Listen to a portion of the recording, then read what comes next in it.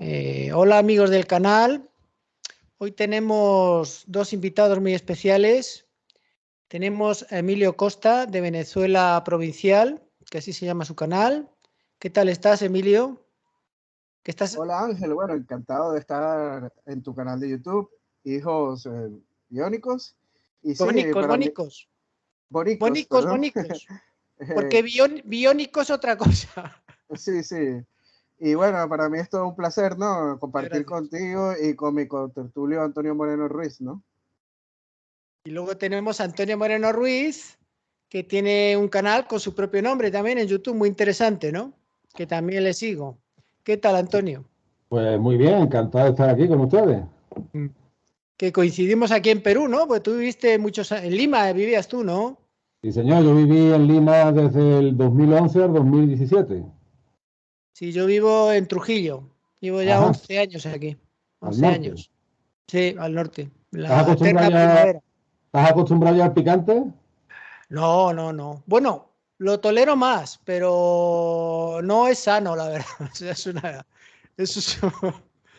Sí, lo tolero, ¿no? Antes no me gustaba nada, ¿no? Pero intento evitarlo porque no es bueno, no es bueno. Bueno, Muy fuerte. hay un dicho que dice la maldición de Moctezuma, los españoles que comen mucho picante en Hispanoamérica, ¿no? Joder. Que después Que, van para el baño, es que, seguro. ¿sabes lo que pasa? Que todo te sabe igual. Entonces, si le echas picante, da igual que comas pescado, que comas. Es que sabe igual todo. Y ahí, no, a mí. Aparte que ya la comida la hace muy condimentada, ¿no? Bastante condimentada. Si encima le echas picante, peor, ¿no? Hombre, un poquito está rico, ¿no? Pero poco. Una cosa No, hombre, suave. pero para el norte sí hacen buenos ceviches y hay buena Sí, cocina en el norte del Perú. sí, sí, sí, sí, sí. Si es que hay buenos ingredientes, ¿no? Es como Galicia, ¿no? Como tienen buenos ingredientes, pues está rico. Pero bueno, Ujú. yo, por ejemplo, el ceviche tampoco creas que me entusiasma mucho, ¿no? No está mal, pero bueno, depende. A veces tiene que estar muy fresco el pescado, ¿no? Que es la historia. Claro. A mí sí, yo sí soy un entusiasta del ceviche, Tú ¿eh? eres entusiasta, ¿no? Sí, Sí, no, es que el que le gusta el ceviche lo come hasta para desayunar, ¿no? Es una cosa sí, sí. impresionante, ¿no? ¿Cómo come ceviche para desayunar? Pescado crudo, ¿no? Ujú. No, yo no podría. Ni pescado frito, ni nada para desayunar, no me entra en la cabeza, ¿no? Desayunar pescado, ¿no? Pero aquí sí lo hacen. Sí. Así que, bueno, hoy vamos a hablar de un tema bastante polémico, que va a ser, a ver si nos van a tirar piedras, que vamos a hablar de los Borbones. A ver Así es. qué, a ver así en general qué impresión tenéis vosotros, qué podéis decir de los Borbones, así para empezar, ¿no? Una perspectiva así amplia. A ver, empezar que quien quiera. Bueno, contrario a a la opinión predominante, ¿no? De que se dice que los Borbones y la monarquía hispánica durante el siglo XVIII, pues era una ruina económica, un imperio represor, derrochador, absolutista y centralista. Y recientemente, pues han surgido trabajos de investigación que desmontan este mito, ¿no? Inclusive vemos estudios de la universidades importantes como Oxford, Regina Grafe, que estudian las cajas reales de todos los virreinatos y las capitanías generales. Y cuando nos ponemos a observar detalle por detalle, es todo mentira, ¿no? Es como que si existiera una leyenda negra en contra de los Borbones. Y yo creo que va mucho más allá, ¿no? O sea, yo creo que mezcla un poco lo político, hay un trasfondo político detrás de todo esto, ¿no? De esta leyenda negra, porque hoy en día, pues, es la dinastía que reina en España. Y bueno, esperemos que Pero, en este podcast, pues, vayamos desmontando un pero- poco a poco pero ese mito. los de ahora no son ni sombra de aquellos, ¿eh? No, Pero por supuesto, pero yo creo que hay mucho trasfondo político que va a la actualidad, ¿no? De eso no hay duda. bueno, yo es que creo que la monarquía es inviable, ¿eh? O sea, que estos dos últimos ya han sido el remate, ¿no? Tanto Juan Carlos como Felipe VI ya no tiene solución para mí. Es Bueno, insalible. dependiendo, ¿no? Porque si nos ponemos a ver, los gastos que hacen los presidentes de las repúblicas, como de Francia y Italia, son mucho más Bueno, sí. elevados Sí, sí, a nivel económico que, sí. que No, la bueno, que una incluso casa los de real. Portugal, la República Portuguesa es también más cara. Hombre, yo, al hilo de lo que dice Emilio, yo creo que sobre el siglo XVIII ha habido demasiada literatura y muy poca historia. Y con esto no estoy diciendo que en el siglo XVIII todo fuera perfecto, que no hubiera sus defectos, sus historias, claro que los hubo. Pero a mí lo que ya me parece extraño y hasta pesado es que sobre los Austrias, ¿no? Sobre los siglos XVI, XVII, haya como una especie de aureola romántica. Es como una época que se nos presenta quijotesca, ¿no? Muy literaria, muy...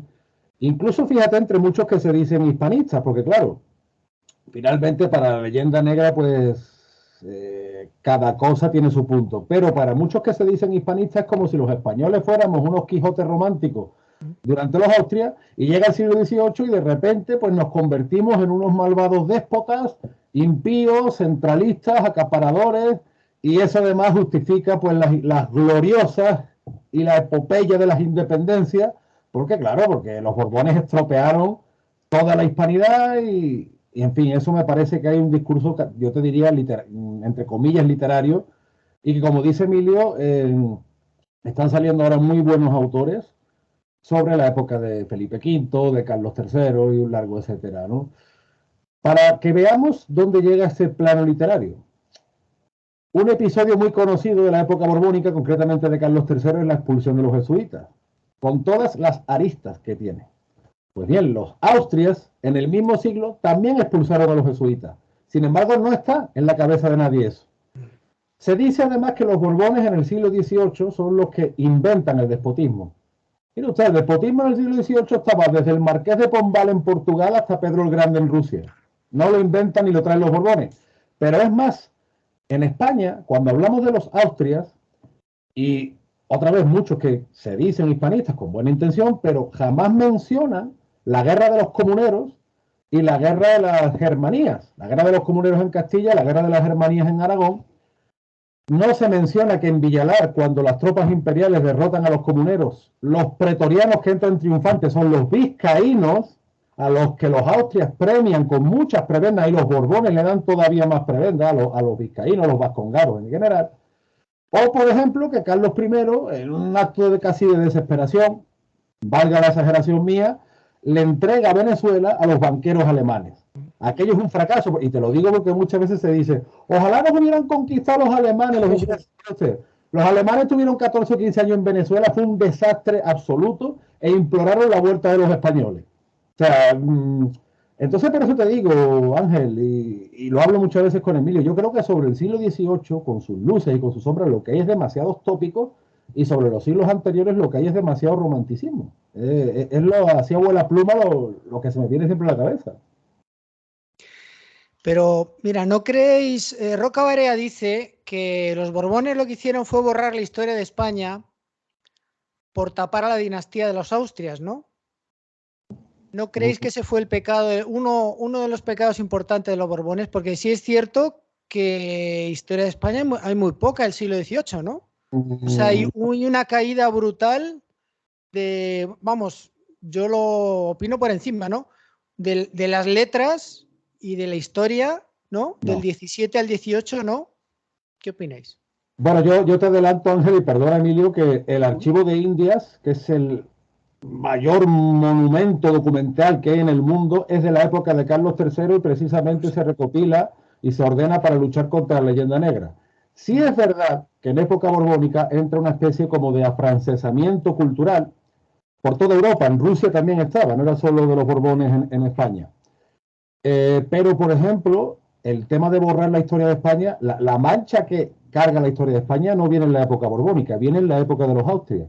Porque todas las exageraciones de Bartolomé de las Casas llegan muy pronto a Alemania y Flandes. Y son utilizadas como propaganda precisamente porque el padre de las Casas tenía muy buenos contactos con los déspotas flamencos que salieron mal parados de Castilla con la guerra de los comuneros porque Carlos I tuvo que hacer un mea culpa. Esto es en el siglo, a principios del XVI estamos hablando. Y luego... o sea, nada más empezar la dinastía, esos fueron los primeritos años de los Austrias, ¿sí? Mira, hay una proclama muy interesante en las guerras realistas peninsulares que duran de 1820 a 1823, muy poco conocida esta guerra, y el barón de Eroles, que es un líder realista español, él dice que el despotismo entra en España por la Casa de Austria y nombra a Carlos I. No porque Carlos I fuera malo ni que haya que satanizarlo, sino que tenemos que reconocer sus luces y sus sombras. El borrado de historia, que sí es verdad que en los Borbones, digamos, hay una especie como de prensa sobre los Austria que es negativa, hombre, pero lo que no ayuda es que el último Austria, Carlos II, que fue un buen rey, probablemente uno de los mejores de esta dinastía, dejara un testamento que su sobrino el archiduque no respete. No contento con eso, provoca una guerra civil espantosa, una guerra de sucesión, y entra en España aliado de los peores enemigos de España, como fueron Inglaterra y Holanda, que se dedicaron a hacer auténticas barbaridades. Porque el regalito de Gibraltar que todavía tenemos, eso no es de los Borbones, eso es del archiduque, que los ingleses se lo tomaron, y además los ingleses hicieron barbaridad y media con los holandeses. Por tanto, eso de decir, los Borbones... Y luego repitieron la guerra de independencia, ¿no? Les pareció poco y un siglo después hicieron otra vez, ¿no? Por eso te digo que yo eso de que los Borbones quieren borrar la historia de España, a mí me parece una simpleza, no estoy de acuerdo con eso. Y no estoy de acuerdo porque tenemos que señalar los contextos. El contexto de la guerra de sucesión de una Austria que entra aliado de los peores enemigos de España. Sí. Y que provoca una guerra espantosa, que de hecho esa guerra da el traste con todo el regeneracionismo que su tío Carlos II había hecho, porque fue una administración, la verdad que es que para pararse a estudiarla. Si Felipe V pudiera haber continuado esa época de regeneración y no hubiera tenido que coger un país después de una guerra de sucesión, y además, lo que hablo muchas veces con Emilio, cuando se dice, no, que España fue una mera sucursal de Francia. No es cierto. Felipe V, todo su reinado, su accidentado reinado, porque además él quiso abdicar, volvió, no paró hasta reconfigurar a España como una potencia. Y de hecho, una del corolario del reinado del primer Borbón es ese pacto tan interesante, no solo el pacto de familia Francia y España, sino la posición española sobre Italia, con Parma y Nápoles como monarquías sufragáneas, lo cual da un equilibrio geopolítico en el Mediterráneo interesantísimo que dura todo el siglo. Y perdón, Emilio, que me he ido yo por petenera. Sé que te apasiona el tema, por eso te dejo tranquilo. Es que sobre esto yo creo que hay que debatir mucho, ¿eh? Es uno de los temas que los hispanistas tenemos que dejar en claro de una vez, ¿no? Hay ciertos temas, y este es uno de ellos, que ya está bien, ¿no? De tanta fábula y de tanta historia que nos cuentan, ¿no? Y vamos a hacer nosotros otra leyenda negra dentro de nosotros mismos. Eso es ridículo, ¿no? O sea, la leyenda negra dentro de nosotros, ¿no? Del hispanismo, ¿no? Entonces hay que debatirlo y que salga a la luz lo que fue la realidad. Sí, no sé si Antonio vas a querer seguir o... Ya paro. Bueno, la mejor prueba de que no conocemos a los Borbones es esta. Conocemos más de los Austrias que de los Borbones hoy en día.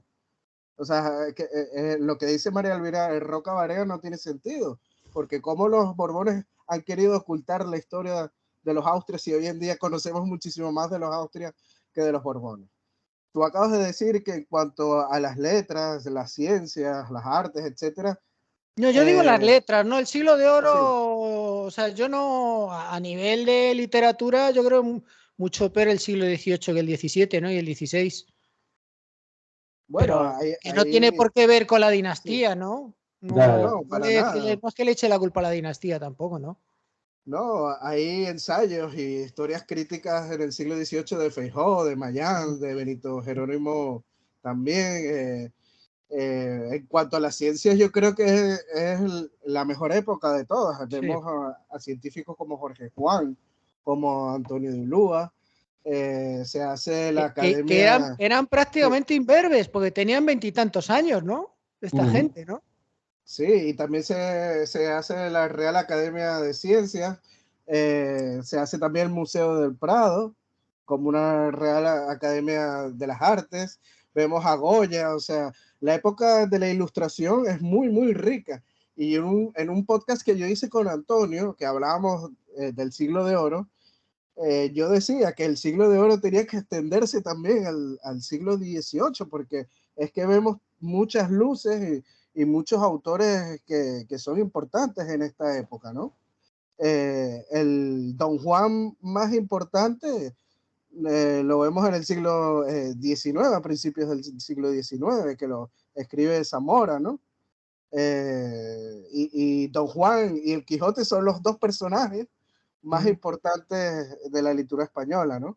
Hay muchas versiones de Don Juan, que muchos van a decir, no, que es más antiguo, de la época del siglo de oro, pero la versión más famosa es de la época del romanticismo, ¿no? Que es de principios del siglo XIX. Entonces, yo creo que más bien es una leyenda negra que está en contra de los Borbones, a decir que no hubo desarrollo de nada, pero es eso, la ignorancia que hay de que no estudiamos lo que en verdad no tiene sabemos. todo ese siglo XVIII, que es riquísimo. Vemos exploraciones científicas a Alaska con los Borbones. En Venezuela vemos también la expedición de límites con Portugal, ¿no? Que está a la cabeza José Solano y Bote. La Armada se reconstruye y se potencia.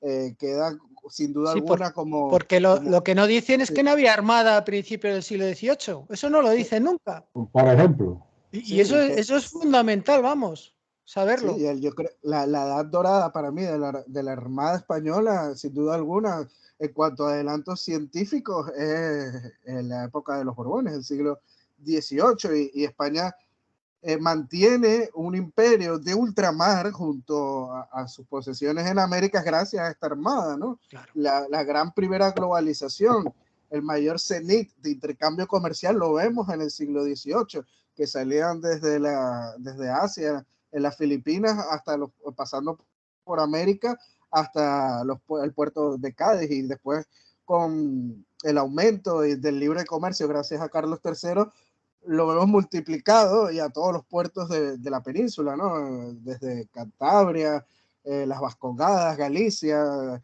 en la misma Cataluña se beneficia de eso. Existen... Cataluña era pobre, pero recontra pobre en el siglo XVII, ¿no? Y se quejan de los Borbones cuando, madre mía, ¿quién levantó Cataluña? Los Borbones. Y en el siglo XIX siguieron favoreciéndolos, ¿eh? O sea, es interesante porque los Borbones tienen una política de desarrollar las zonas más desfavorecidas, y eso pasa en Europa como en América. Por ejemplo, ya en la época de Felipe V, que los buques no pueden ya pasar por el río Guadalquivir. Sabemos que en Sevilla estaba la Casa de la Contratación, que regulaba todo el comercio hispanoamericano, por así decirlo. Se pasa al puerto de Cádiz. Después, como bien dice Emilio, se habilitan varios puertos para el libre comercio, y hay zonas como Cataluña, que era una zona considerada segunda o tercera categoría, que sube como la espuma gracias al proteccionismo textil que le ofrecen los Borbones. Y en América pasa 3/4 de lo mismo, porque muchas veces lo hemos hablado con Emilio. La capitanía de Venezuela, bueno, o Venezuela, como lo queramos llamar, con Carlos III y Carlos IV experimenta un progreso económico como probablemente no lo había tenido en su historia.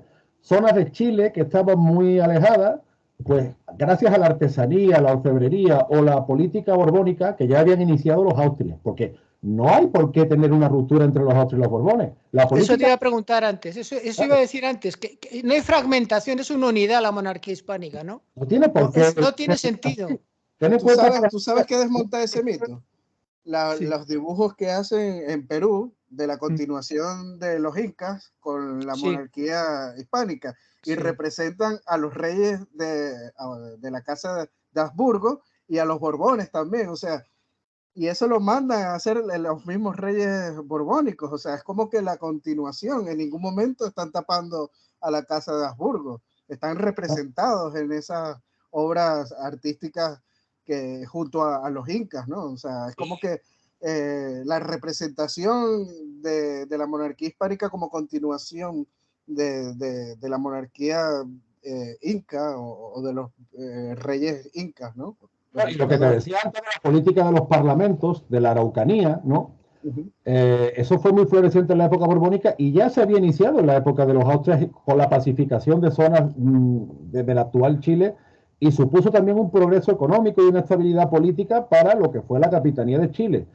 Te digo esto porque otro debate que suele surgir, o no debate, sino frase hecha que suele surgir en torno al siglo XVIII, es que los Borbones perjudicaron a América.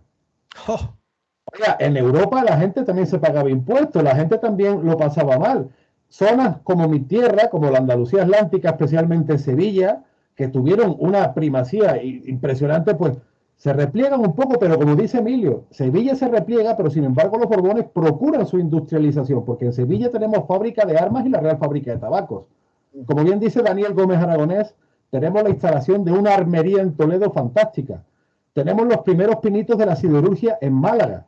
O sea, los Borbones no procuran solo una zona, sino que van, como yo digo, tocando los puntos geográficos. E incluso zonas que eran de segunda o tercera categoría, como Cataluña, suben como la espuma. Venezuela, en la época borbónica, experimenta un progreso comercial, vamos, como no había experimentado nunca. Entonces yo, como te decía al principio, como también hablo con Emilio, creo que es que sobre los Borbones existe una especie como de literatura negativa, y luego yo voy a lo que dice mi amigo Francisco Núñez del Arco. Dice, bueno, si por un siglo, ¿no? Porque la monarquía hispano-borbónica, por así decirlo, dura un siglo. Un siglo. Si por un siglo estamos justificando la ruptura violenta y traumática que afectó tanto a España como a América, ¿qué nos vamos a justificar entonces en estos 200 años, en un lado y en otro? O sea, que yo creo que en ese sentido los Borbones salen ganando, ¿eh? El siglo XVIII. Oye, Es que yo... qué bueno que Antonio señala lo de Venezuela, ¿no? Porque justamente con los Austrias, en la época de los Austrias, Venezuela era una de las provincias más pobres de la monarquía hispánica, y justamente por las Espera, medidas... quiero hacerte una pregunta, que tú qué sabes.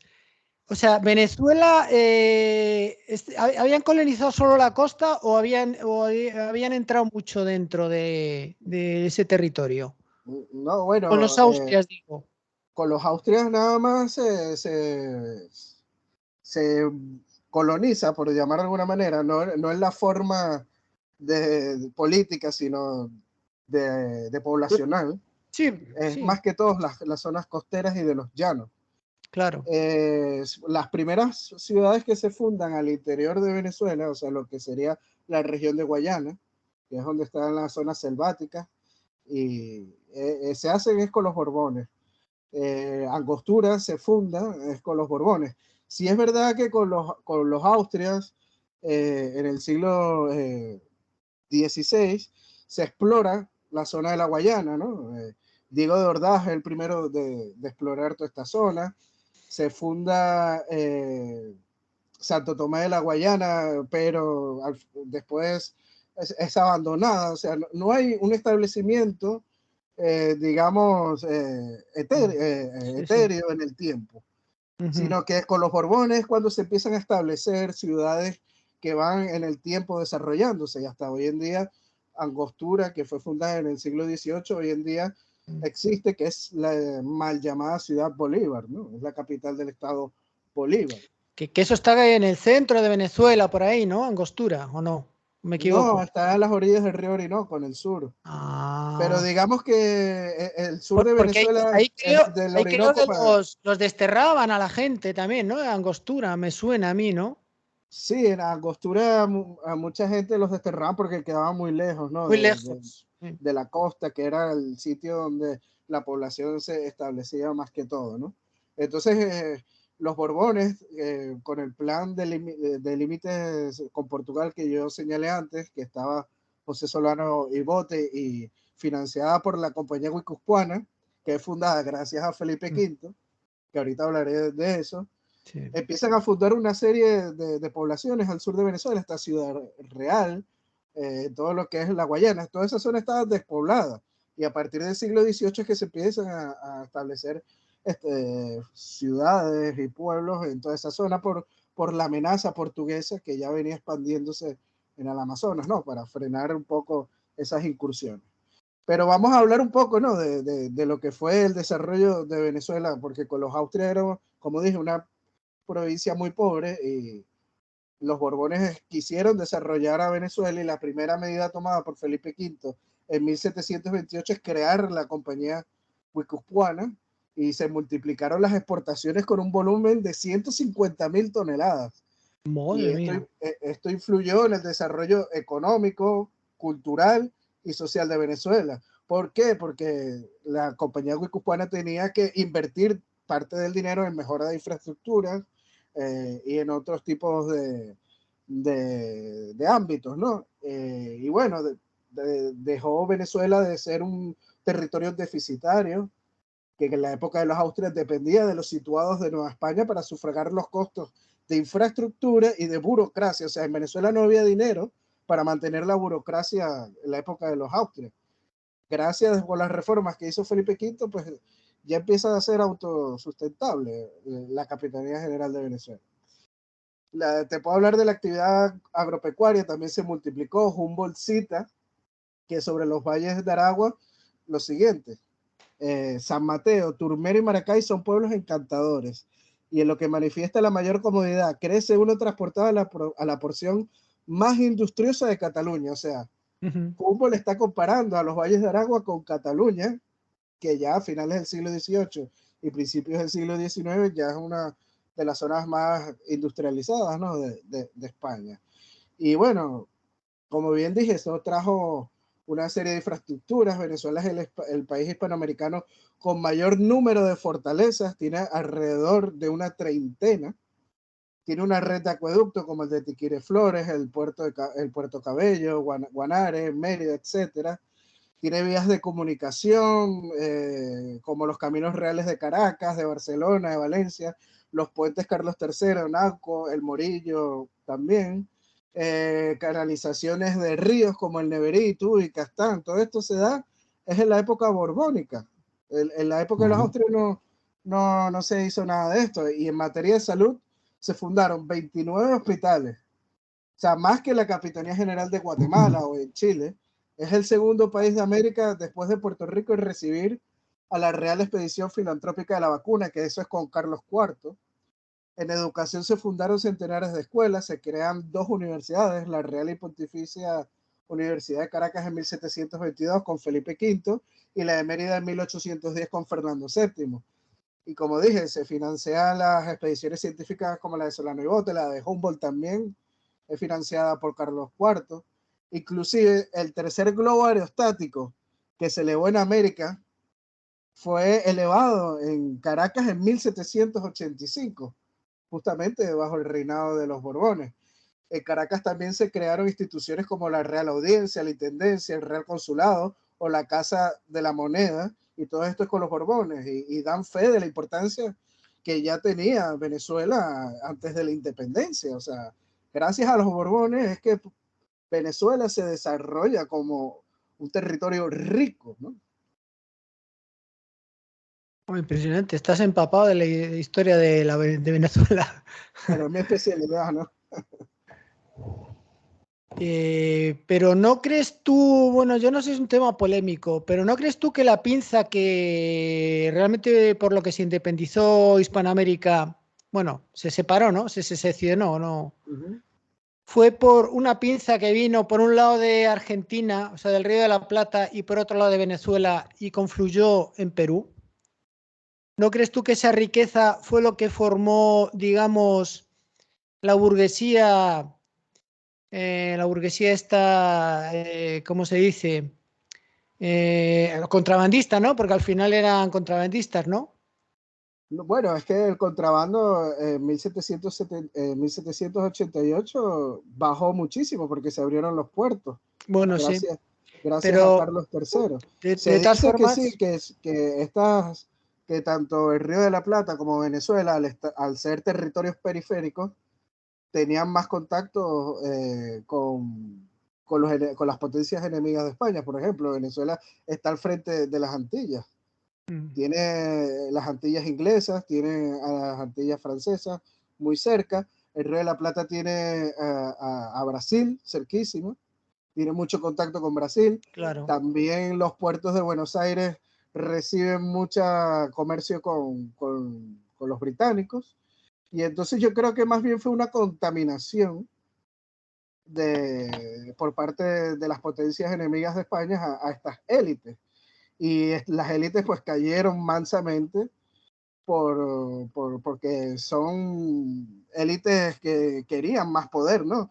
No querían que nadie les controlara. Por ejemplo, Claro, yo te voy a decir, sí, yo por ejemplo, la monarquía hispánica tenía uno de los sistemas anticorrupción más desarrollados que se puede haber tenido en la historia.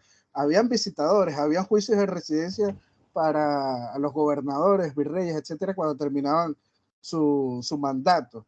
Eso hoy en día es imposible de imaginar, que un presidente vaya a un juicio después de terminar su mandato y que tú lo puedas denunciar por corrupción. Imagínate, ¿no? No acabábamos nunca entonces, Emilio.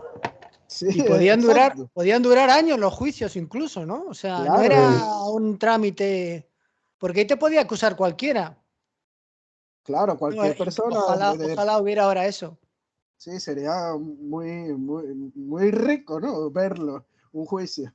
Pero bueno. Claro, por eso, o sea, dicen, no se puede revivir el imperio, pero, hombre, hay que conocer lo bueno que había, ¿no? Y este tipo de cosas, ¿no? Como los juicios de residencia, pues es un ejemplo, ¿no?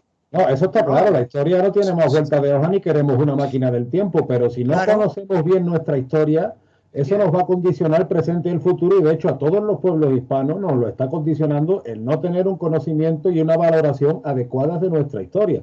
Y esto no es un problema solo de Hispanoamérica, porque recordemos que España, la España oficial, la marca España, es la primera que está auspiciando y hasta financiando la leyenda negra. Sí. Y eso tiene mucho efecto sobre las conciencias. Quiero decir que esto no es solo una discusión de 4 señores eruditos aburridos.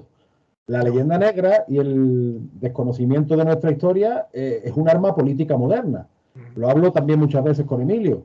Fíjate, Ángel, por ejemplo, cómo canales rusos, iraníes, chinos, alemanes, franceses buscan siempre su emisión en español y siempre se lían a ese debate sobre la historia de España, sobre que si somos unos asesinos. Ahora es la moda de decir que España ha inventado la esclavitud.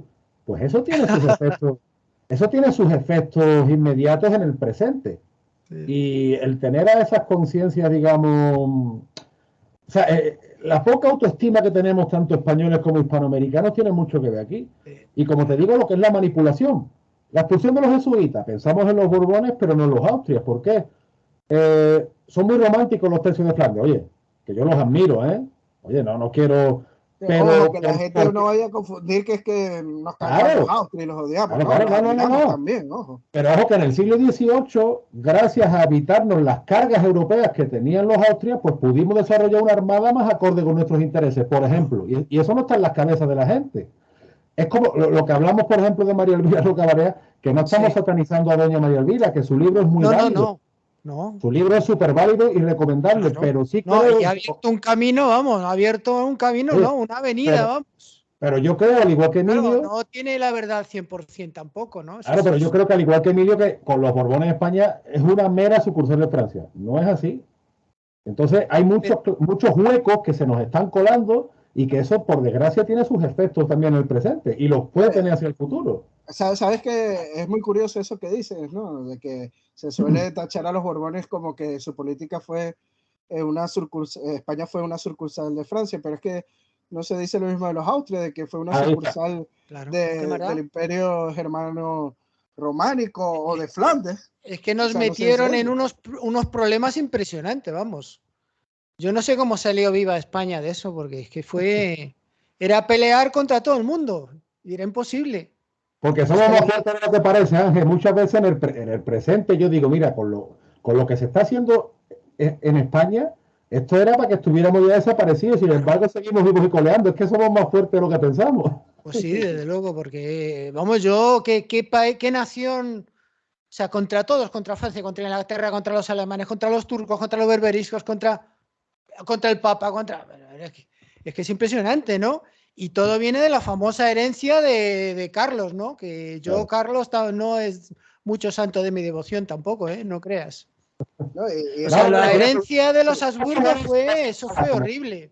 Sus cosas buenas y sus cosas malas, como todo. Lo que pasa es que lo que no podemos es caer en romanticismos con uno y en oscurantismos con otro. Claro, pero que nos metió en una serie de problemas que al final acabó en nada porque se perdió, mejor que se perdiera.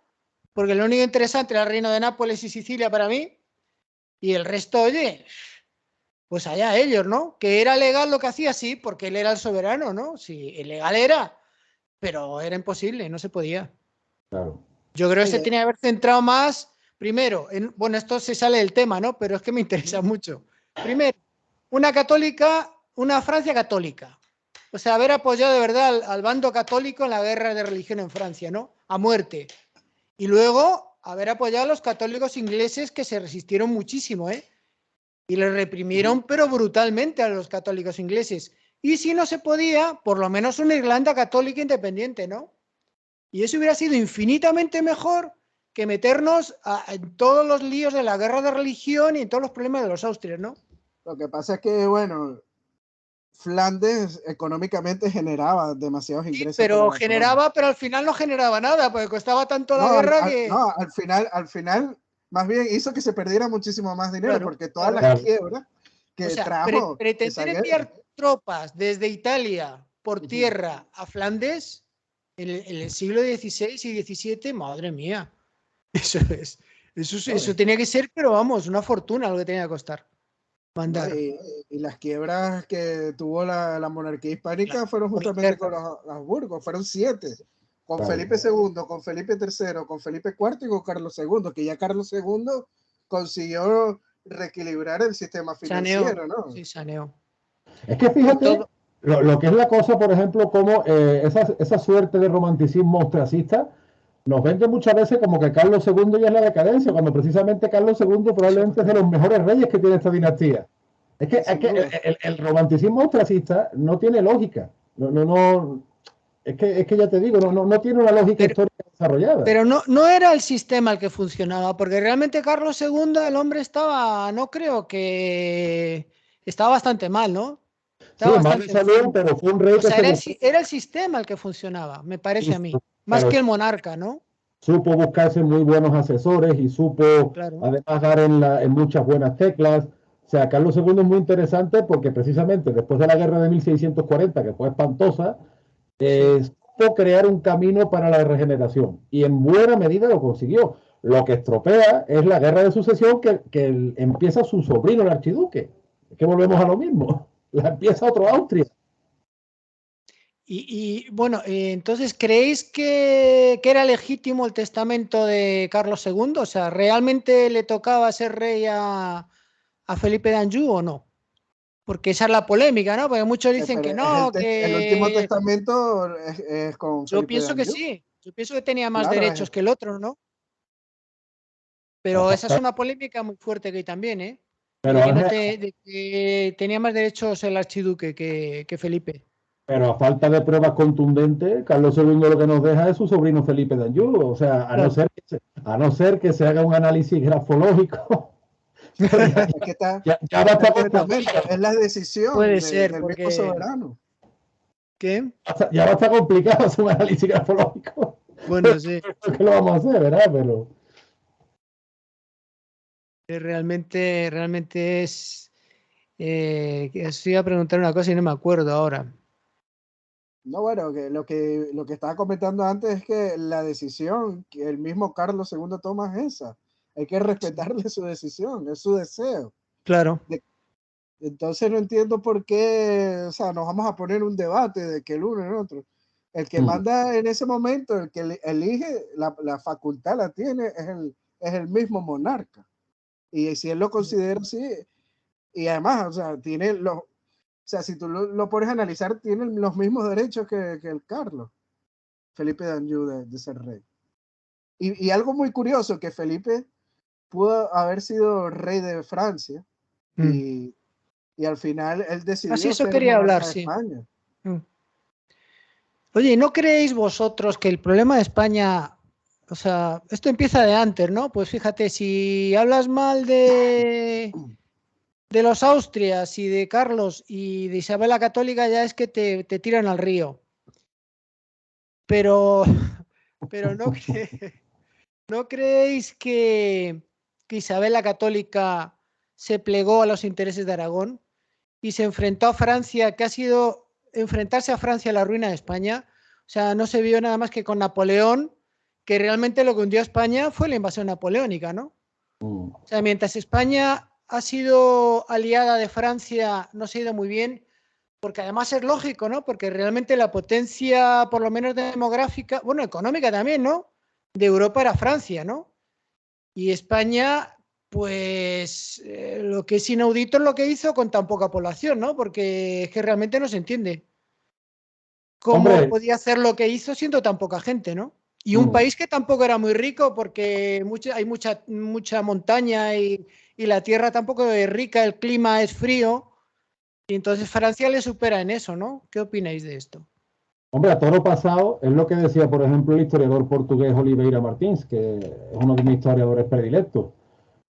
A Castilla le hubiera convenido mucho más por así decirlo, un imperio atlántico en alianza con Portugal. Eso opino yo.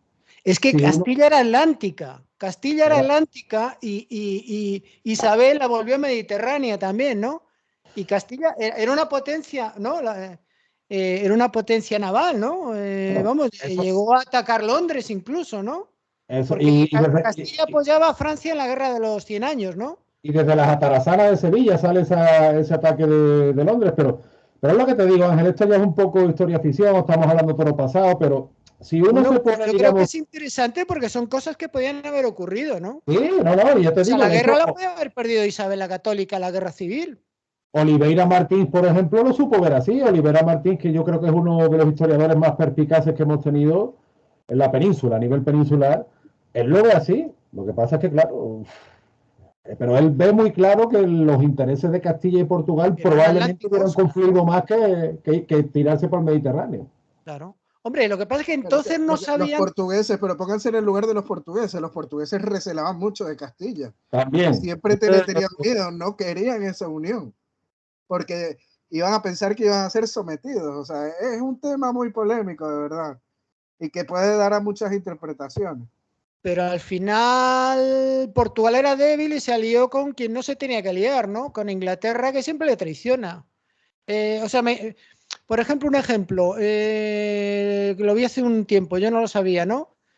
La famosa esta conferencia de Berlín de finales del siglo XIX, Portugal reclamaba la zona que había entre Angola y Mozambique. Y dijo Inglaterra, no. Si tú reclamas, te pongo la flota delante de Lisboa, cuidado. Y de ahí surgió Rodesia, Rodesias, que creo que eran dos al principio, ¿no? O sea, ¿os imagináis un África que hubiera ido de Angola a Mozambique? Pero justamente por esa alianza que tenían Portugal con Inglaterra, es pero que a la hora de la Portugal verdad, pudo conservar Mozambique y Angola. Me da igual las alianzas. O sea, Inglaterra, mientras le beneficia, eran aliados, pero cuando no le beneficia, no. Y además, si los portugueses no hubieran sido aliados de Inglaterra, hubieran perdido Portugal y Angola. Lo mismo que pasó con España. España, al final, ¿qué le reconocen?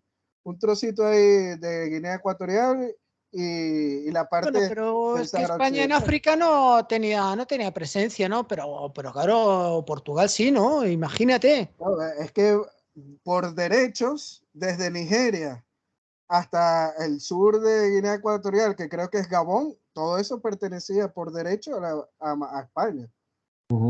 Pero lo que pasa es que España nunca hizo una presencia formal, pero no podía. Por papel tenía su derecho, pero ¿qué? España, o sea, quiere decir que no tenía capacidad, ¿no? Exacto. Casi no podía con América como para meterse en África también. Claro. No, y al final desde el siglo XIX menos capacidad tiene. Bueno, igual peor, que Portugal, al final del siglo XIX tampoco tiene mucha capacidad, pero le dan le reconocen un extenso territorio en África justamente por eso, porque es aliada de Inglaterra, que sí tiene poder. O sea, ¿tú crees que si no hubiera sido la aliada ni eso le dan, no? Claro. Ni eso le dan, ni por eso. Supuesto. Sí, porque bueno, si España era casi nada, imagínate Portugal, ¿no? Menos población, menos ejército, no tenía cómo reclamar esos grandes territorios porque son inmensos. Mozambique es inmenso, Angola es inmenso. Además es que pedían la ocupación efectiva, ¿no? El problema es que pedían la ocupación efectiva, ¿no? De los territorios de África, ¿no?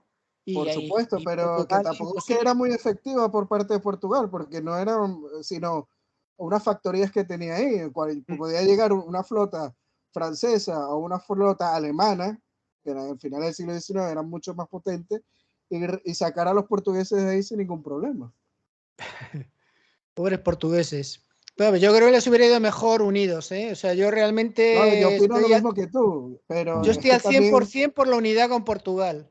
Pero yo, aunque... Si se ofenden los catalanes, pero prefiero a Portugal a Cataluña, ¿no? También los catalanes. No, hombre, tampoco.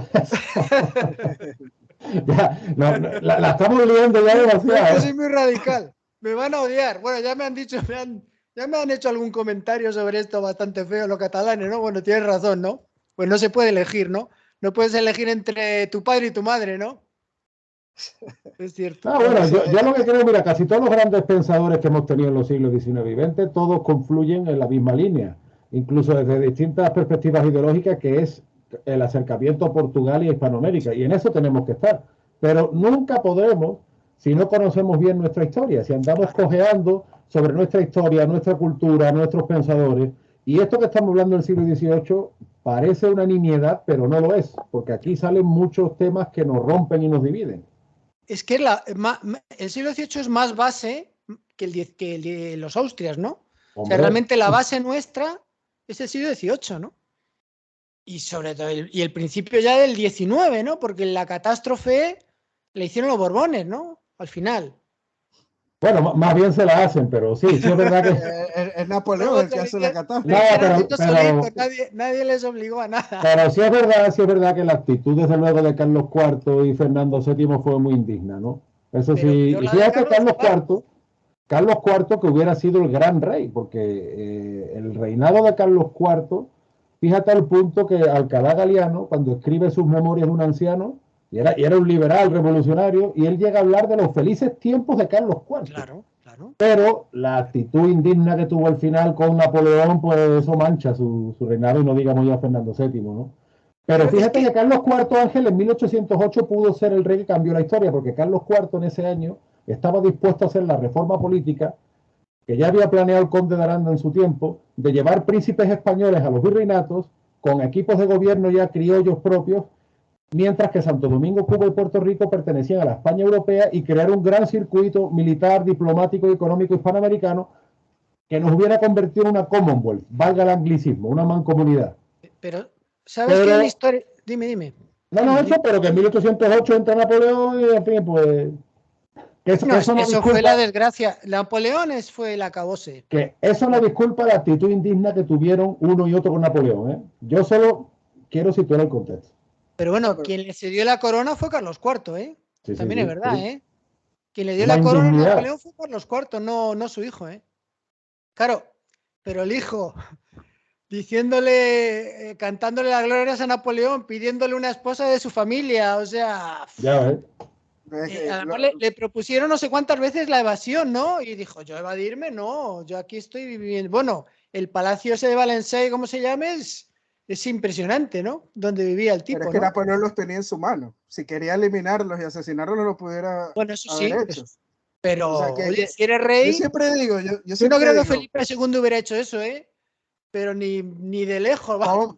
pon a Felipe II o a Carlos I en esa coyuntura de la Ninguno de los dos. Revolución Francesa, del levantamiento de Napoleón, el engaño que hizo Napoleón con la supuesta invasión a Portugal. Después tenerte Napoleón aquí en la mano pudiendo asesinarte y acabar contigo. Pero ¿por qué fue a Francia? O sea, ¿por qué fue? O sea, es que es increíble. Es que él solito se metió en la celda y echó la llave, sí, y la tiró la llave por la vez. Él solo.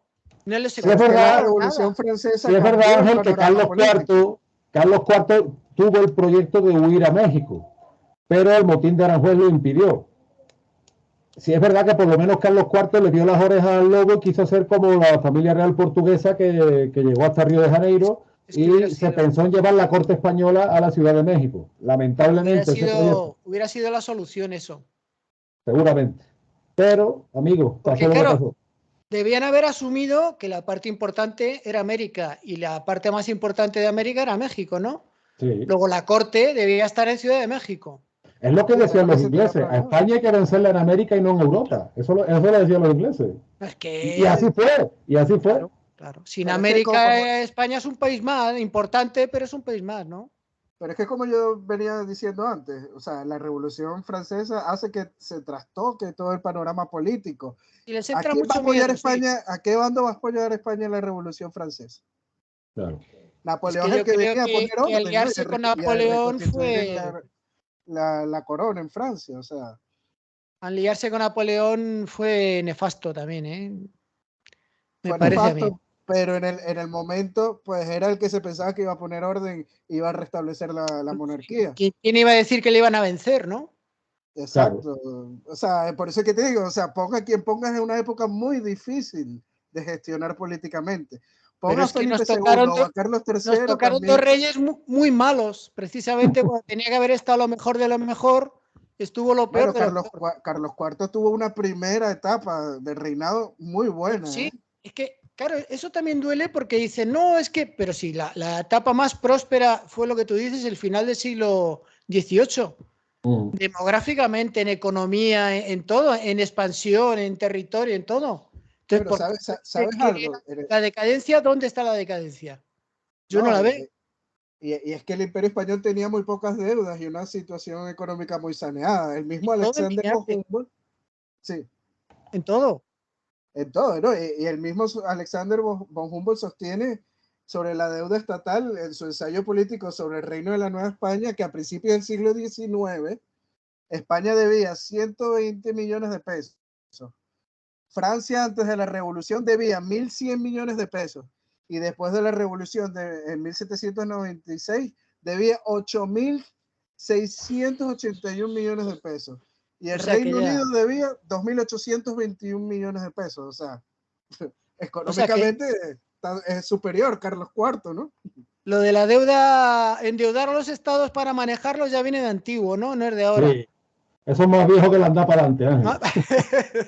O sea, ya viene de los judíos de la Edad Media, de esa época, ¿no? O sea, es antiguo. No, y no solo de los judíos, o sea, verá, eso es más viejo ya que la anda para adelante. O sea, eso, las grandes bancas de Génova, de Venecia, de Alemania, ya sabían cómo funcionaba eso.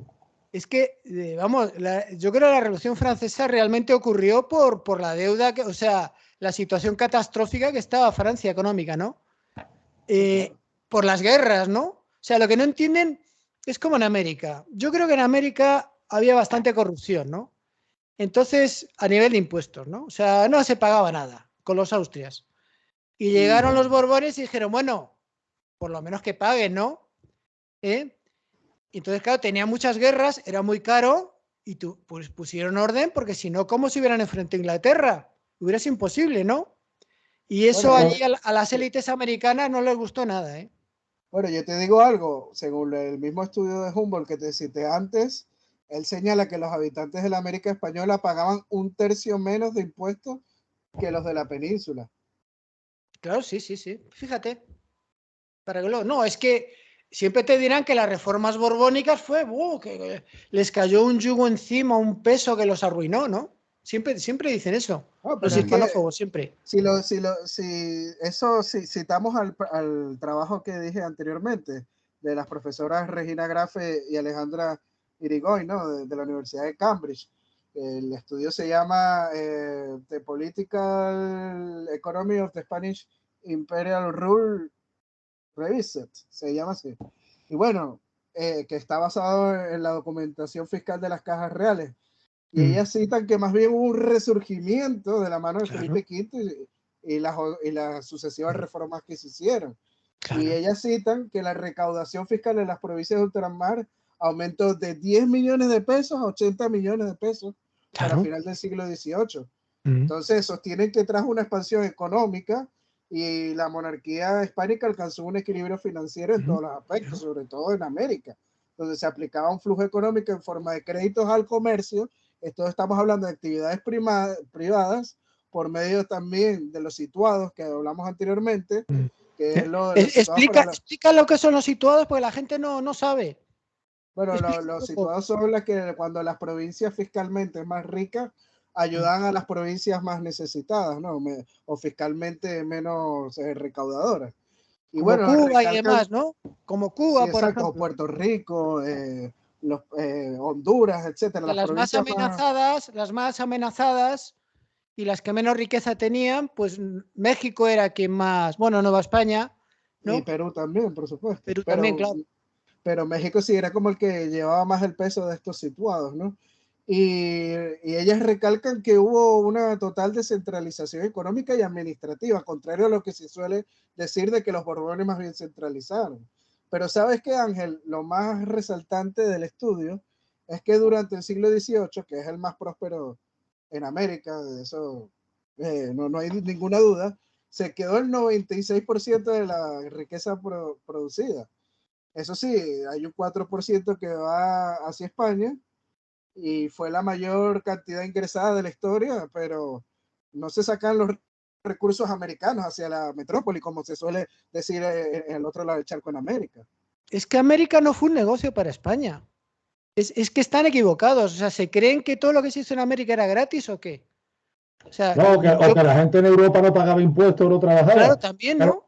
Pero es que allí curioso. estaba todo por hacer, en América, además, ¿no? Quitando el camino del Inca, alguna cosa, ¿no? Que se usó, ¿no? Pero lo demás, ¿qué había? Fíjate, en el siglo XVIII, por ejemplo, que sí es verdad que en Perú había problemas, en la época de Carlos III se manda a investigar todos esos problemas y corruptela que está pasando en el virreinato del Perú, y siempre se dice, claro, pero es que la revuelta de Tupac Amaru, que yo creo que además fue mal enfocada por las autoridades y fue una desgracia detrás de la otra, pero que en Europa también hubo un inciso, precisamente hace un rato dicen que murió el 10% de la población.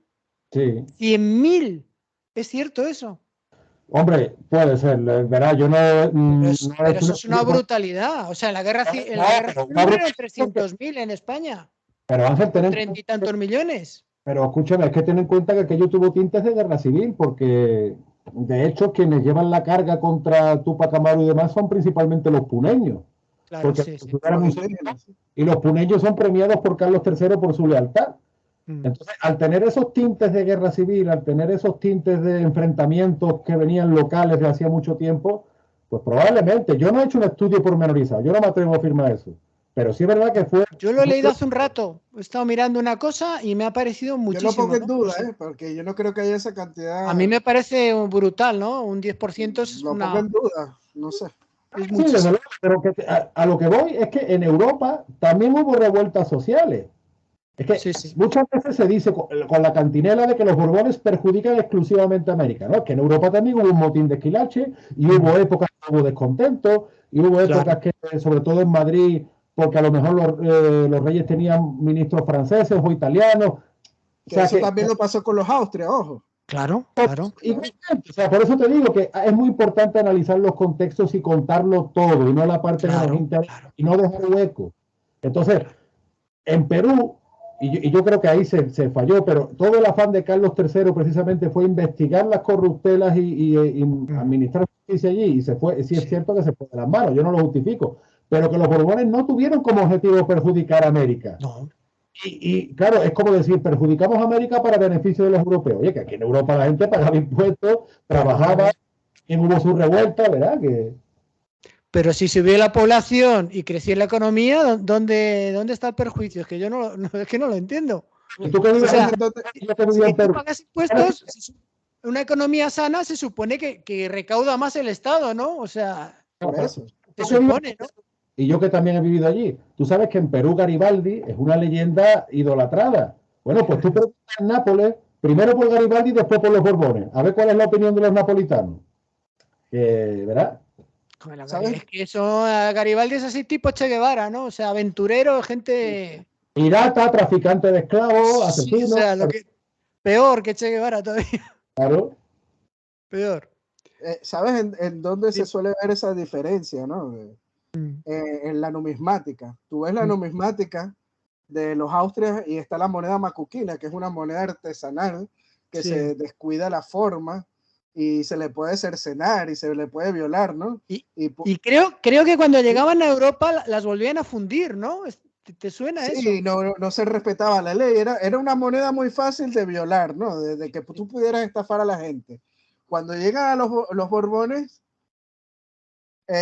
hacen una reforma monetaria y empiezan a acuñar moneda con maquinaria moderna, que fuera difícil de cercenar y que se respetara la ley. ¿Por qué? Porque, por ejemplo, en Potosí, que estaba una Real Casa de la Moneda muy importante, muchos de los acuñadores criollos pues utilizaban la moneda macuquina para la corrupción, se quedaban con parte de ella y no respetaban la ley, no respetaban los es pesos. que había mucha corrupción en América, eso no lo, es mi opinión, eso no lo cuentan. Los Borbones tratan de acabar con eso.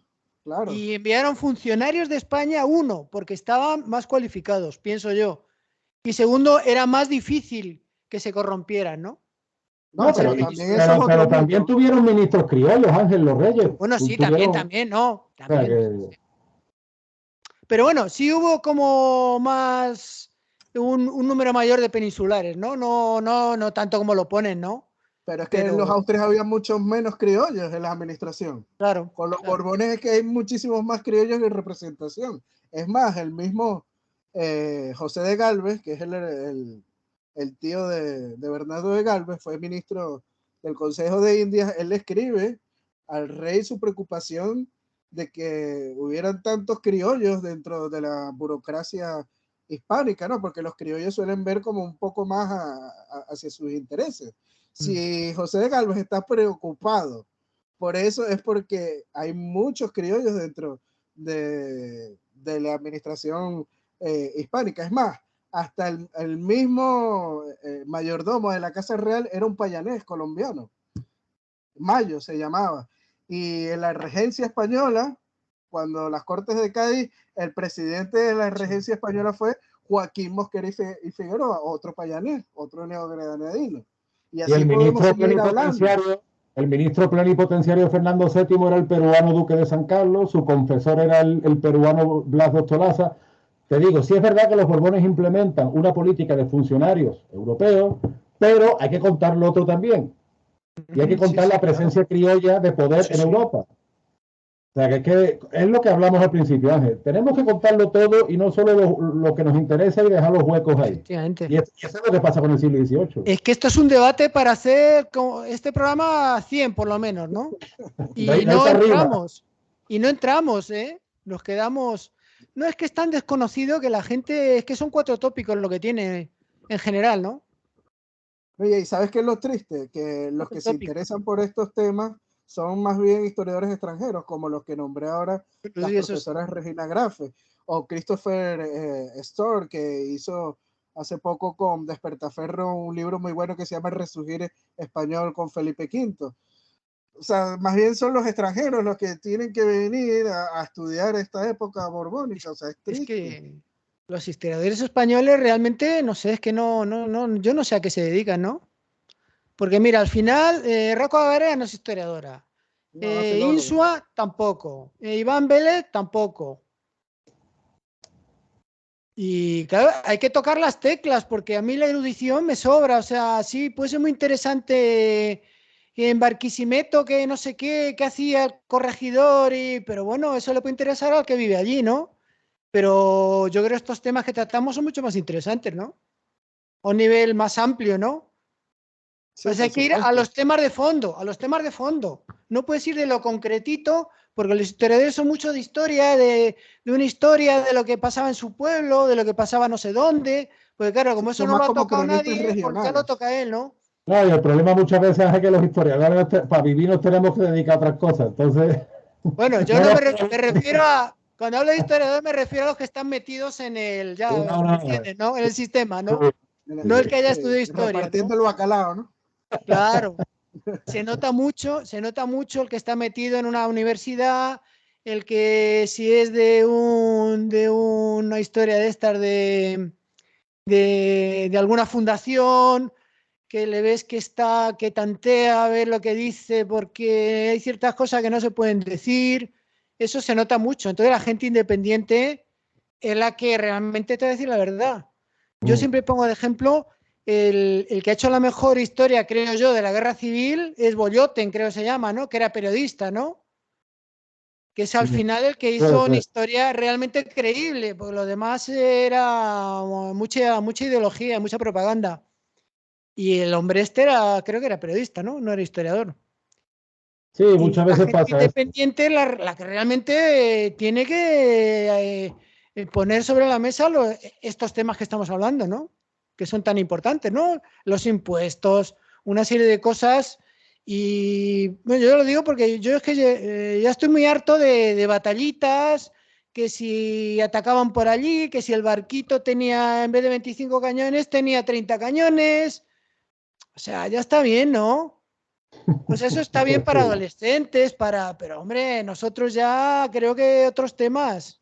Ya peinamos canas. ¿Eh? Ya peinamos canas. Yo tengo unas cuantas ya, sí. ¿Sabes No, qué, no, Felipe Se Ángel? abusa mucho de. yo ya por aquí estoy No, pero empezando. tú estás hecho un chaval, hombre. Pero eso Pero- se abusa mucho de eso, ¿no? Y creo que por ahí no va el camino, ¿eh? Yo siempre incido en eso, que no entramos en los temas de fondo. Pero eso es culpa del mismo gobierno, porque muchos, por ejemplo, las autonomías ha hecho mucho daño en cuanto a la historia nos referimos. Vemos, por ejemplo, en Cataluña, el mismo gobierno catalán, pues pagándole a historiadores para que se inviten y inventen y falseen una historia que no es, ¿no? Claro, pero es que son, claro, son empleados, es que no son Claro, historiadores. ellos Ellos le van a pagan, decir le lo que dan les un digan. dinero y tienen que escribir sobre eso. Entonces, Claro, ¿quién es el que tiene que tomar las riendas? El Estado central. Y pero poner a los historiadores al servicio de los intereses de la nación. Por ejemplo, yo, ahorita que es el quinto centenario de la vuelta al mundo del Cano, ha pasado no han hecho prácticamente nada, desapercibido. nada. Y es Sí, triste, y tenemos una serie, Emilio, en Amazon, donde ya el actor está diciendo que él interpreta un elcano de izquierda. Entonces dices tú, mira, yo vi los dos primeros capítulos y eran, Claro, yo vi los primeros capítulos y parecían piratas, ¿no? En vez yo es que ni lo veo. de marinos de la ¿No, Armada. no habéis visto las series estas de la conquista? Que todo es el ambiente cenizo, oscuro. Sí, sí, O sí. sea, tú vas al Caribe, que es todo luz, es una maravilla, y es todo oscuro, unos guarros así que así las barbas desaliñadas, ¿no? Todo No se bañan desarrastrado, ni todo nada. oscuro, ¿no? Es un la ambiente película, siniestro. la película Oro, por ejemplo, que es un bodrio insoportable, pues es así, ¿no? Y esa es una, ¿no? Sí, es que son todas. Yo me quedo asombrado, todas son de ese estilo. Mm. Pero como bien dije, eso es parte del mismo Estado que no fomenta, ¿no? La investigación Pero histórica. el Estado no podemos hacer nada. El Estado es un monstruo que nos devora, que mejor no contar con él para nada, ¿eh? Porque de él no puedes esperar nada bueno, ¿eh? Sí, Por pero es el que tiene desgracia, los recursos, porque la otra sería la iniciativa privada, ¿no? Y la iniciativa privada también tiene sus intereses, ¿no?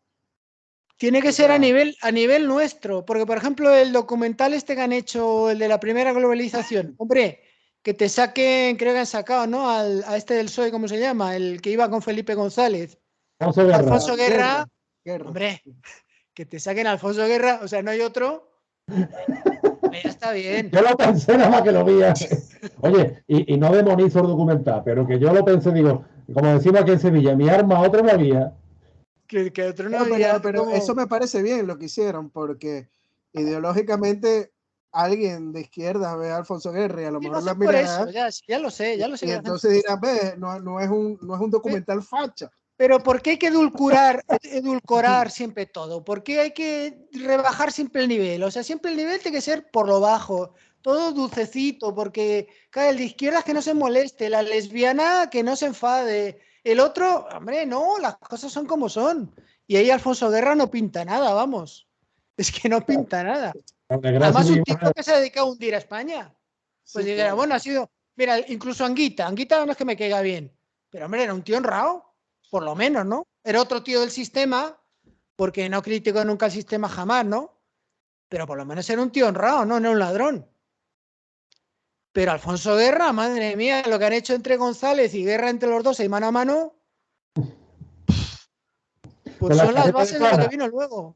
con la ¿Qué? chaqueta de pana, con la chaqueta de Sí, pana la en los chaqueta, yo me 80. acuerdo, yo he ido a mítines suyos todavía. Yo, oh, Guerra este, yo he ido a mítines de Guerra. Madre mía, era un revolucionario, te salías, qué feliz salías de oírle, ¿no? Pero es que son actores, ¿no? Te cuenta una batalla y luego, vamos, de lo que... Político, populismo, eso es lo Ah, que es. Son Alfonso actores. Guerra, Alfonso Guerra es la frase de España no la va a conocer y la madre que la parió. Y eso lo cumplió, ¿eh? Eso lo cumplió. Tiene razón. Bueno, de todas formas, para mí me resulta más agradable que González, ¿no? Sí. Porque González sí que me parece un tío siniestro, pero siniestro, ¿no? El otro, Alfonso bueno, Guerra por lo menos tiene más gracia. sí, tiene más gracia, tiene más mano izquierda, sí, es más simpático, ¿no? Pero el González es un oportunista, un elemento, pero de cuidado. Bueno, esto, uno aquí se va por los cerros de Úbeda. Sí, ya estamos hablando ya de política. Ya. Nos estamos metiendo con medio mundo, Ángel, nos van a dar pela. No, O sea, por eso digo que si venís aquí ya los tenéis que poner la armadura. Que van a tirar piedras. Yo, por ejemplo, viví en Perú 6 años, mi mujer es peruana, mis hijas son peruanas y hace tiempo ya que no voy porque yo volví a España a finales del 17, pero pues, siempre uno dejó allí muy buenos amigos y yo recomiendo a todo el mundo que visite el Perú y que Hispanoamérica tiene auténticas joyas, ¿no? Y que lo que debemos hacer es luchar juntos por ese patrimonio histórico común, porque esto no es solo una cosa de la España europea, hay que entender nuestra historia como una gran base de conjunto. Y Emilio y yo, los programas que hacemos, pues siempre es eso, buscando ese conjunto, ¿no? Sí, Sí, es que totalmente de para mí, acuerdo bueno, Sí, dime. habla. Es que hay gente que dice que no. O sea, por ejemplo, el otro día hablaba con, se llama Alberto, no, Alberto G. Ibáñez, Sí, y él dice que no puede las, bueno, tú le entrevistaste también, sí, creo, lo entrevisté, sí. que 2 veces lo entrevisté. puede. A mí me gusta mucho porque él se apasiona, ¿no? Entonces le veo creíble, ¿no? Pues eso te digo, no me gusta hasta la gente que va midiendo, a ver lo que digo, a ver si esto está bien. No, él se apasiona, él lo vive lo que dice, ¿no? Me parece un tipo bastante auténtico. Pero yo le pregunté esto, ¿no? Entonces, si él piensa que la hispanidad es una patria única nuestra o si hay varias patrias dentro de la hispanidad. Y claro, él dice que la república ya no se pueden echar atrás, que bueno, que ya está muy asentado, pero luego se contradice un poco a la vez, ¿eh? Y yo pienso que no. O sea, aquí la patria es la hispanidad. O sea, España no es que, no sé cómo decirlo, en el laboratorio de España no es que se hiciera Hispanoamérica, ¿no? Y saliera ahí y hubiera sido un científico Claro. español, no. O sea, España es otro país que salió de la disgregación de la monarquía hispánica. No, Igual y que no es Perú, igual solo, que Panamá. no Bueno, es solo la Panamá, influencia peor. española en América, Ángel, es la influencia de América en España, en la dieta, Claro, en la música, en la en todo, arquitectura. América cambió nuestra historia y es parte de totalmente. nuestra historia y es parte no solo de nuestra historia, sino de nuestro ser, de nuestra identidad. Yo ahí concuerdo contigo. Claro. ¿No?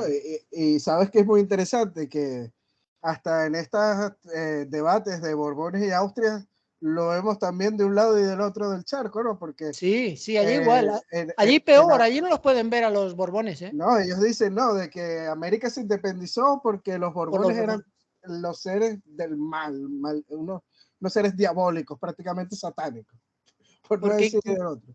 Y en incumplieron España también el se da lo pacto que había mismo. hecho Carlos I, que eso era de la corona y no sé qué. Entonces, como ya no había pacto, pues ya eran libres, ¿no? Sí, Claro, Pero pero sí, de la guerra de los comuneros mejor hablamos, ¿no?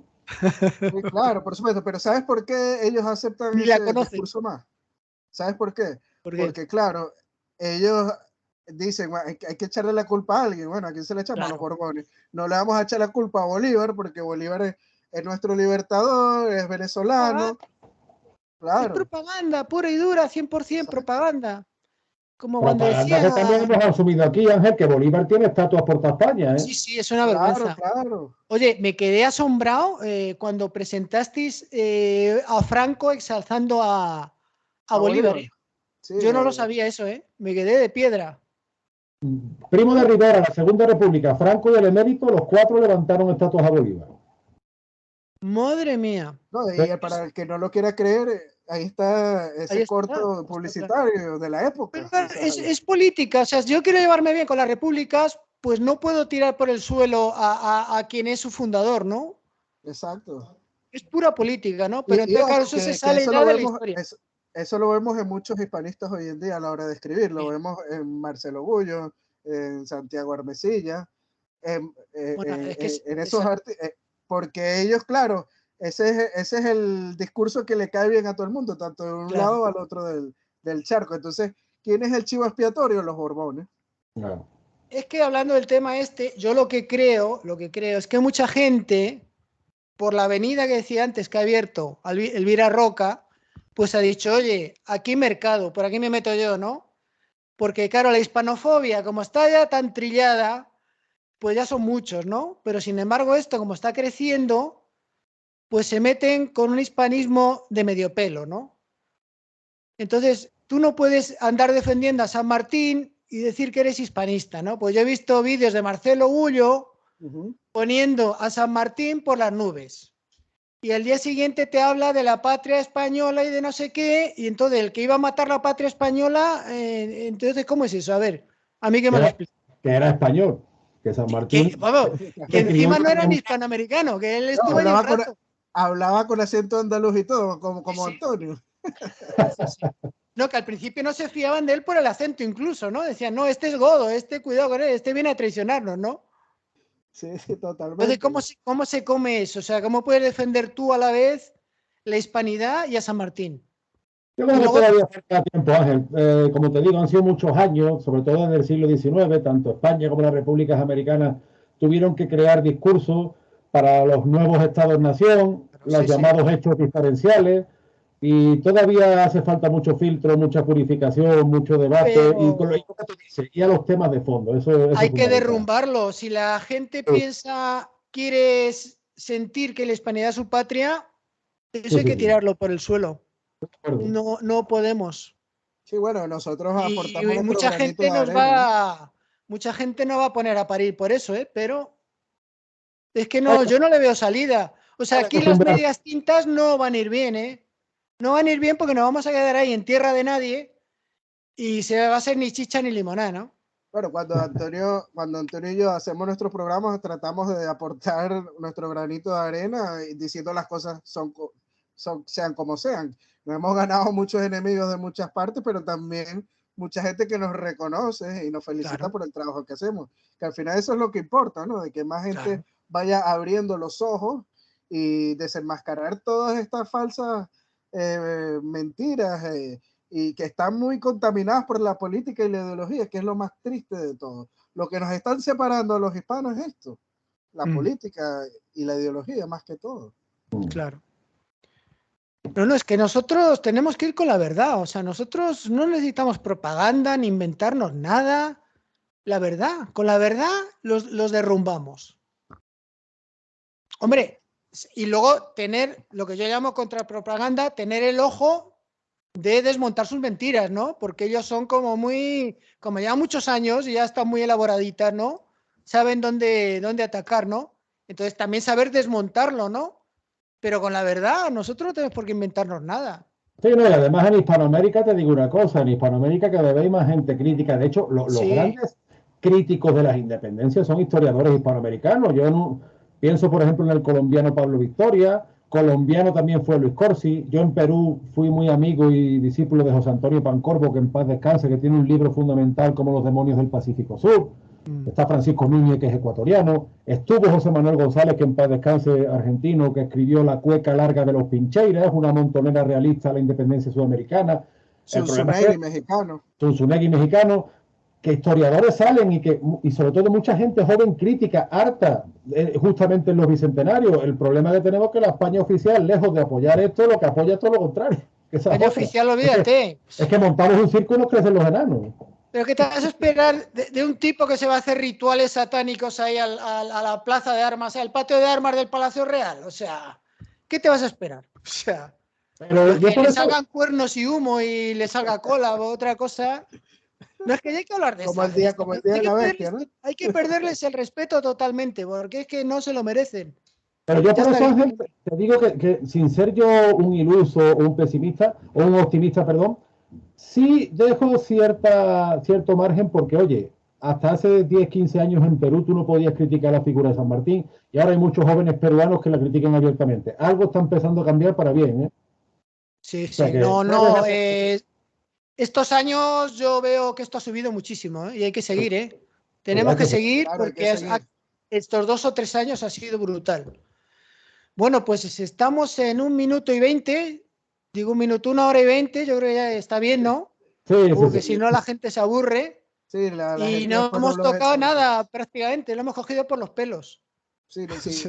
Pero Si bueno, a hay mí me algo, gusta así, a mí me gusta tocar No, diferentes temas. Andrés, pero el siglo XVIII, Ángel, yo creo que, oye, hemos ido a muchos temas de fondo del siglo Hombre, XVIII. pero yo quería hablar de Ensenada, de la flota, de la creación de los virreinatos, de la expulsión de los jesuitas, bueno, de algunas hemos nombrado cosillas. algunas cosas de esas, ¿no? Sí, No, sí, no sí, a sí. fondo, pero No, lo fondo hemos no. nombrado. Bueno, otro Pero día ya lo tocaremos. otra. Pues nada, Emilio y Antonio, muchas gracias, ha estado muy interesante. A ti, Ángel. Y nada, ánimo y a seguir, que esto lo tenemos ya vencido, no, pero estos están ya en retirada, ¿eh? Tenemos que seguir con lo nuestro. Como las del ESO. Sí, como las del ESO. Están ya en retirada. Soldado borbónico, por cierto, todo hay que recordarlo. Por cierto, exacto. El que defendió a Felipe V frente al archiduque, dicho sea de paso. El que hizo el ejército de verdad real fueron los Borbones, ¿no? Los otros era ahí, cada uno con un atillo, con su espada y con su sombrero, ¿no? Ahí va cada uno a lo suyo. Y con mercenarios, muchos también. Muchos mercenarios, claro, tienes razón. Bueno, pues nada, lo dicho. Ha sido un placer y hasta muy pronto, ¿eh? Muchas gracias. Gracias a ti por la invitación, Ángel. Un abrazo hasta Perú. Un abrazo.